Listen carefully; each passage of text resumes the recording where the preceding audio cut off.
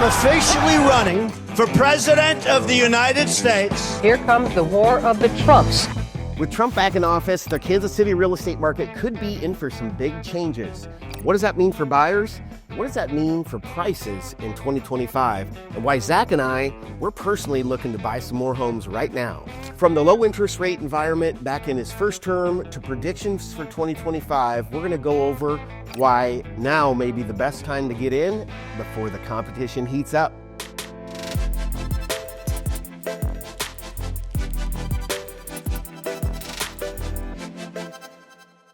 All right, and before we dig into the details, I do want to just give a little bit of a disclaimer that this is not a political channel, it's a real estate channel. And there's a saying that, with real estate, you don't want to get involved in religion or politics. So we're not advocating for any political party or any candidate in particular, but we do see that the difference in administrations is going to have an effect on the Kansas City real estate market. So we just want to inform you on what we think may happen based on the changes in policy.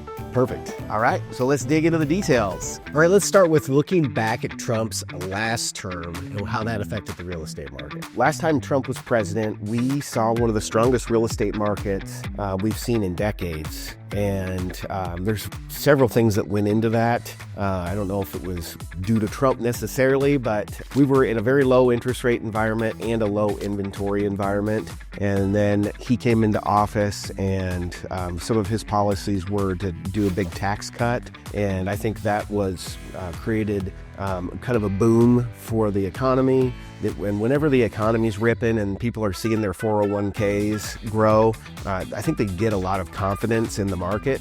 And we saw, a lot of home sales. Yeah, in fact, that was one of year over year, we've had 10% increases in our personal business here in Kansas City. We've been doing this over 22 years now. But that was one of the biggest years where we saw one of the biggest increases in our personal business. It was going crazy. Everybody was happy buying houses, selling houses. Rates were good, and it was just a really magical moment for housing. Yeah, we had to hire some new agents because actually it was a time where new mortgage applications really spiked. You can see it in the graph where throughout his presidency for the first couple years, new mortgage applications really went up. And it started right the day he was elected. That's when the application spiked. So there might be something to say that, with Trump back in office now, that there is some consumer confidence around him, especially in the housing sector, because that's how it played out last time. I will say that while he was in office, we went through a pandemic. Yeah. And we actually were predict that was going to have an effect on the market that was going to even further reduce inventory and prices were going to go up. And so what ended up happening is the government decided to give everybody stimmy checks and throw gas on a fire that was already burning really hot, and it exploded the market. I mean, and you guys all lived through it. We had back in 2020, we had multiple offers. We had offers over asking price, well over asking price. We'd have 20 offers on our listings, and it was absolute pandemonium. Yeah, it was. It was a great time to be a seller, but then on the flip side of that, you had to turn around and buy something. It was wacky out there, and really, it wasn't a healthy environment for anybody. Yeah, I mean, we made it through that market, and then Trump lost the next election and brought in a new administration. And that brings us to our next point is, we want to talk about while Trump was out of office. And, in his absence, the market definitely faced some headwinds, whether it was because of his absence or not, or just because of the market conditions. But we did see the Fed came to the rescue as far as trying to throw some ice water on the fire that was just created. And they changed their interest rate environment. And we'll throw up another graph on the screen, which will show how fast interest rates spiked. They went from historic lows. What did we see on a 30-year mortgage as low as 2.25? Yeah, a couple of people, 2.3, 2.2. Yeah, we saw some pretty low ones there for a couple of weeks. And I locked it in, baby. Yeah. So yeah, everybody was locking in interest rates at 2.5%, which is historically off the charts low. And they got all the way up to 8%. 8%, yeah, peaked, I think, back in September. So Over the course of, I think, less than 18 months, Yeah. they raised them, and that definitely had the desired effect. We saw 30% reduction in transaction volume. Actually, there's two real estate markets. There's the one that you guys care about. That's the prices. And the prices did not come down as a result of this new Fed policy, but the number of transactions did come down. That's the market that real estate agents care about. The transaction volume went down by 30%. and then again the second year by another 30%. So it really took a beating. And that was what, in 22 and 23? Yeah. It was really, the inflation is what everybody was experiencing. It's not only the price of houses went up, but it was the price of everything, your groceries. And I think some of that could have been due to the tariff policies that Trump put into effect during his first administration. The Biden administration did not change those policies. They kept them in place. And that did, I think, exacerbate the prices of everything going up. But there were all kinds of supply chain disruptions. Boats weren't getting unloaded at the port of entry, and people were hoarding toilet paper. Yeah. It was. You guys lived through it. It just like we did, and it was nuts. But the effect that it had on the real estate market is prices just kept going up, and I think we've seen that pretty much come to a halt now at the end of the Biden administration. Yeah, and that's really when the affordability index started to get out of whack and just kept getting wackier and wackier as those rates go up. Because really, there's cash buyers out there, right? And there's first-time home buyers, but everybody for the most part is financing this, and it all comes down to what you can afford on a monthly payment. And as those rates keep ticking up, those monthly payments went up exponentially with that. So really quickly you can get yourself in a situation where it's just not affordable. Back in the heyday, people were spending on average 25% of their income on their mortgage, and then closer to where we are now, people are spending 40% of their income on their mortgage. So that is a huge chunk of the money that you're spending to raise your family and take care of your family with is now going to the mortgage, which just makes life a little bit tighter if you're buying in this environment with these rates. It just makes it a little tighter right now on the family. Yeah, for sure. So a big chunk of that is the interest, but also, as prices go up, the principal portion becomes bigger. And then, not to mention, the taxes and insurance have also gone up. We've had Jackson County, in a county here in Kansas City, raised their taxes dramatically. They hadn't done so for several years, and then all of a sudden people were shocked with their tax bill doubling for their house. And with some of the hurricanes and things that we've had, insurance prices are going bananas because of, the replacement cost is more expensive. So it's just been all the downstream effects from the pandemic, and then the initial inflation has just matriculated throughout the entire economy. Yeah, but there are because of all of that, there are some property tax reliefs out there right now for seniors. So I know my mom's right in the middle of that right now through Platte County. Every county is going to have maybe a different system for that, but where you can hit pause on your real estate tax so it doesn't increase anymore while you live there. So for some of you guys seniors, I think it's 60 and over, you might be able to take advantage of that. I've actually heard, I'm not a big political buff, but I heard that there is a policy floated out there to not charge seniors that are after a certain retirement age, charge them income tax, which would be pretty cool because, you're basically living off your retirement money that you've already paid taxes on once. So sounds good to me. I'll be there soon enough. Got to take care of grandma, right? Yeah. All right, so what do we anticipate, kind of prediction-wise, for Trump's second term in office for 2025 and beyond? Trump's a real estate guy, right? So, I think that does bode well for real estate. I think he will have policies that keep in mind, his core business throughout his whole career, making decisions that are good for the real estate industry. And he's also I know one of his campaign promises was to lower the taxes.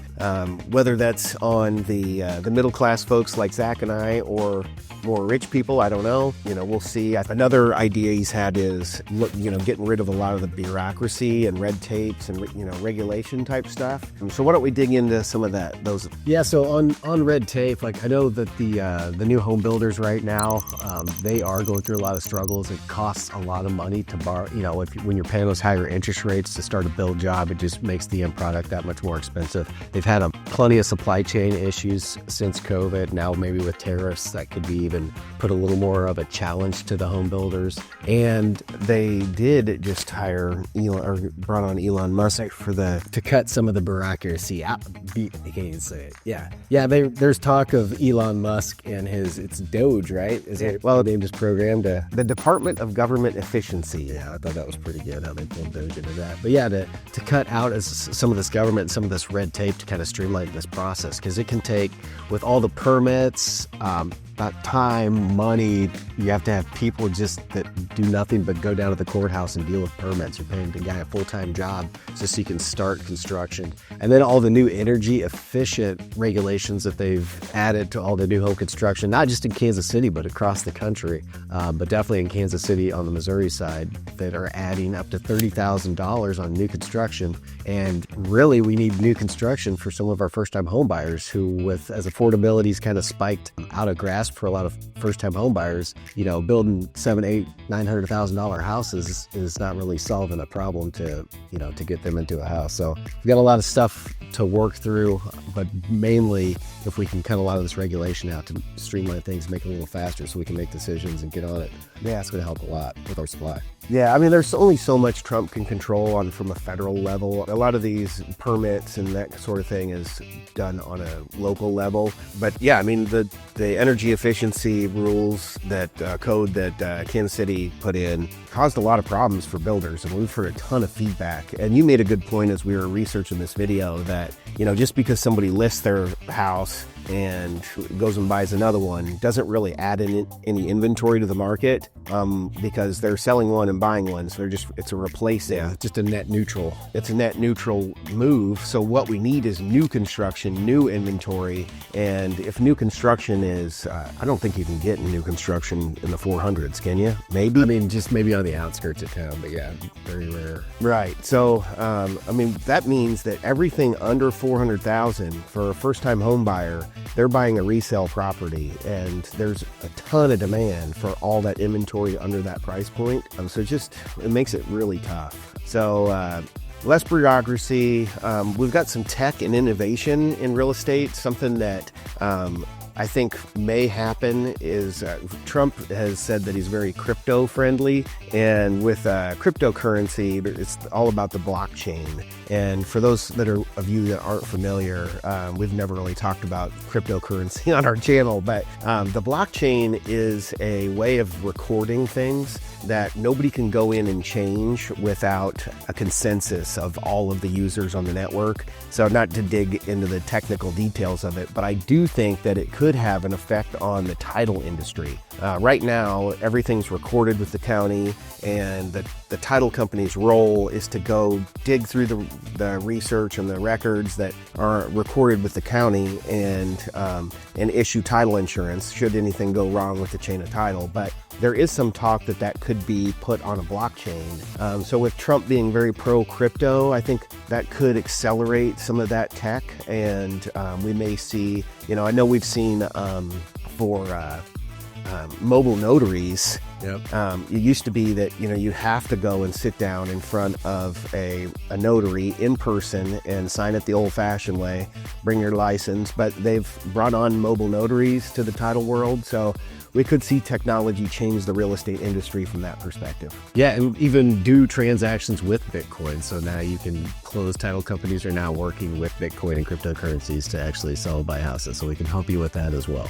And, Bitcoin on a tear right now, maybe it's a good time to buy a house. Yeah, no doubt. I do have a little bit of Bitcoin. And then rates are another thing that, last time Trump was in here, we saw rates come down. There's a lot of things that say Trump is also associated with rates going up, but he does have a little bit, I know he's pro rates coming down, and he's got, he doesn't have a lot of control for the rates, but Powell sitting in office, in his last presidency, they were butting heads a little bit. So I kind of think that will continue. But then they may be up to replace him here in a year, or Powell, I think he's up in 2026. His position might expire. So Right. be some good news there potentially for rates. Yeah, so there could potentially be a new Fed chairman nominated later on in Trump's second term. The Fed is a non-political entity, supposedly, and just makes decisions based on the economic indicators. But I do know that, Trump likes to pressure the Fed. So we'll see if that works. They've already started an easing cycle. The quarter before last, they reduced rates by 0.5%, and just a few days ago by 1/4. So I think there's going to be an easing cycle that is going to come down, and hopefully we don't end up in a recession. That the rates will come down, and we can kind of have a soft landing. But the Fed definitely has a difficult job to make those big-time decisions. And believe it or not, the mortgage rates are not directly tied to the Fed funds rate. It's more complicated than that with the bond market, and kind of above my pay grade. But it does have an effect. But the mortgage rates are more of a lagging indicator, or lag behind the Fed funds rate. So not directly correlated. Yeah, fingers crossed. But I think the biggest thing, the biggest effect that Trump could have is the growth in the economy. One of the biggest effects that all the tariffs are going to have, and what he's trying to accomplish, I believe, by doing the tariffs, is to bring manufacturing back to the United States. So, the microchips and that sort of thing, things that are critical for our national security, we're not reliant on other countries to provide for us should, the shit hit the fan, so to speak.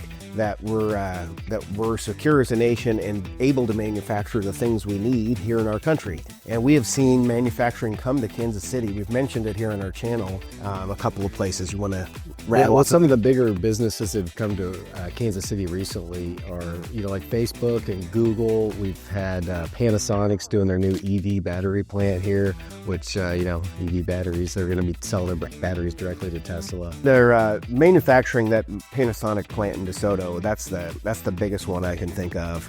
But we've seen tons of corporations come here for distribution and data centers. So Facebook and Google, and then Amazon has really invested in Kansas City because it's kind of it's a central hub. So we have huge distribution centers here, and ultimately I think that manufacturing coming back to the United States is going to increase the demand for housing. It'll support higher prices. People will have good jobs. So I think that'll be a net positive for real estate. All right. Okay, so with all those factors kept in mind, we wanted to go over what that means for buyers and why you should consider getting invested in real estate sooner than later.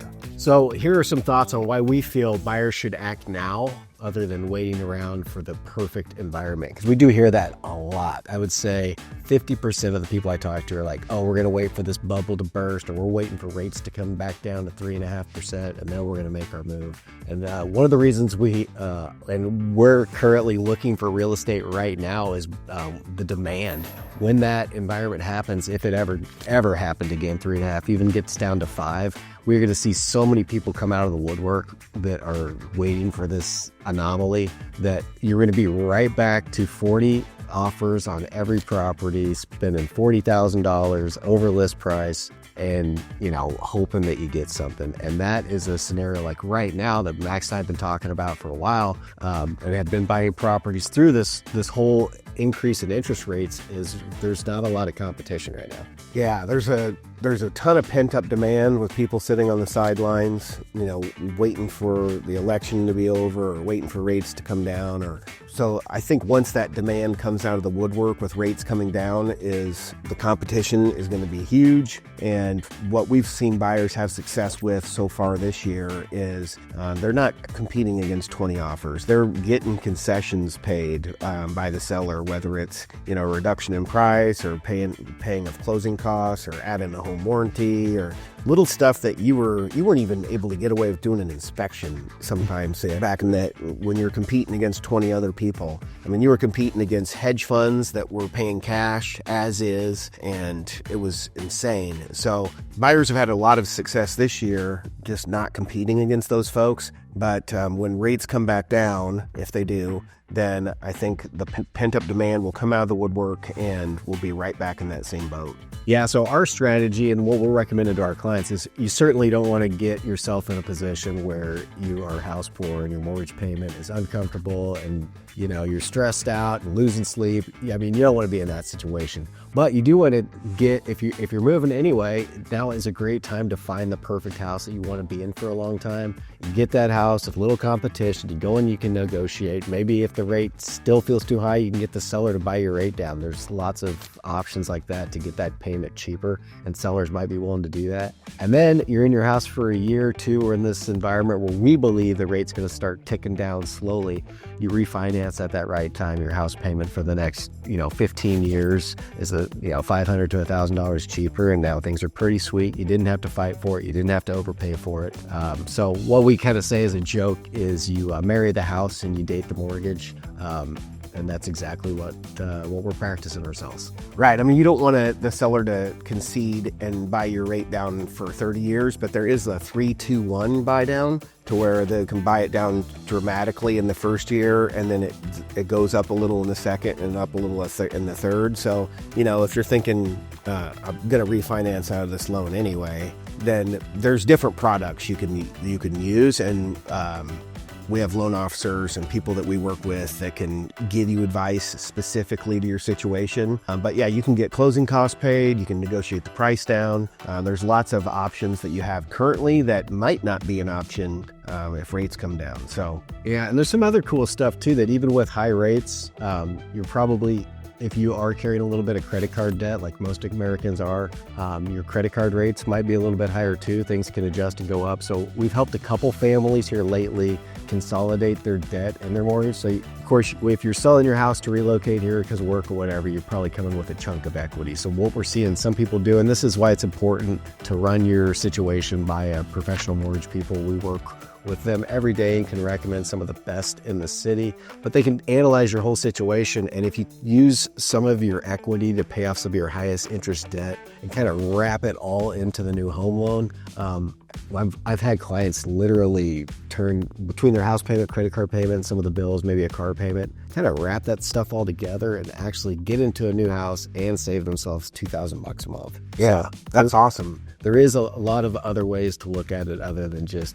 it's 7% interest rate on my mortgage. And that's why it's good to talk to local pros. Yeah, because a 7% mortgage is way cheaper than a 25% credit card bill. So yeah, that makes a lot of sense. And then as rates come down, you can refi it again and be in a great spot. So I really want to add that we have skin in the game. We're not just telling you this, hey, you need to go out and buy a house now, and there needs to be a sense of urgency there for you. We have a sense of urgency. We invest in rental properties. We do a few flips every year, and we're really looking to buy more real estate as rental properties. As long as they're cash flowing, we want to park our dollars into real estate because we believe in it. And this is advice that we are living by. We're not just giving it to you so we can earn commissions on the sales. We we are investors and home buyers ourselves. So we do want to leave you with this little morsel before we wrap this up. And although this is kind of a big picture around the entire economy, it really comes down to, the local place that you're moving to, local city and your local economy. So that's why we feel Kansas City, we've talked about rates, we've talked about really how rates, it all boils down to affordability. And right now the average house price in the USA is $450,000. And when you wrap that with a mortgage with 20% down, that's where those affordability numbers get way out of whack. Well, in Kansas City, that's why I think here in the Midwest, we're in a great position to take advantage of this marketplace, because our average price point is $350,000, almost $100,000 cheaper than the average price point in the country. So that right there bakes in affordability. That's what the Midwest is known for. And now with so many people being able to work from home or work from anywhere, you don't have to necessarily live in that high tax, high price city. You can move to someplace that's a little more affordable, a little easier on the pocketbooks. You and your family can enjoy, more vacations, do more fun stuff, invest more money for retirement so you can quit working sooner by living in a place like the Midwest. So that's why we think Kansas City, with this new administration that's just jumped in, even with these higher rates that might be coming down, that Kansas City's really poised.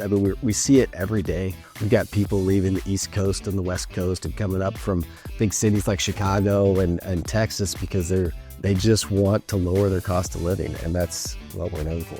That's why we created this channel. It's because we wanted to communicate with you people out of town and give you the information about Kansas City, especially nowadays where a lot of people can work from anywhere. If they're working from their laptop and remotely, you might want to move to Hawaii for the beach and the sunset and everything, but it's expensive in Hawaii. And if you're looking to move somewhere that's affordable and a really great community, Kansas City is it. Yeah, and it has it has most of the amenities you're probably used to anyway. So it's a sizable city. The only thing we don't have is an ocean, and our mountains are, you have to drive a little ways to get to them over there in Colorado. But 10 hours away and you get a mountain. So yeah. And it's starting to get that season. I know. I'm excited. I'm ready. I'm already booked my first one. All right. Hey, Kansas City is on the edge of transformation, and the best deals are out there right now. I think Warren Buffett said it best when he said it's not timing the market, it's time in the market.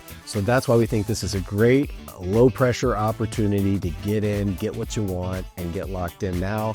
And if rates come down, we refinance later and that payment gets even better.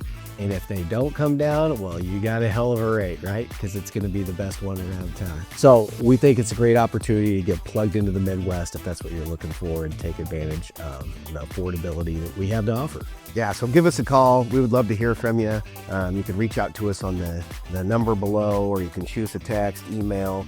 We'd love to hear from you. And if you are a local seller and you're wanting to sell your house, reach out as well. We also have a Calendarly link in the description below, so you can set up a Zoom or just set up an appointment. We can come out and meet with you at your house and help you on your way. Thanks so much. We'll see you on the next one.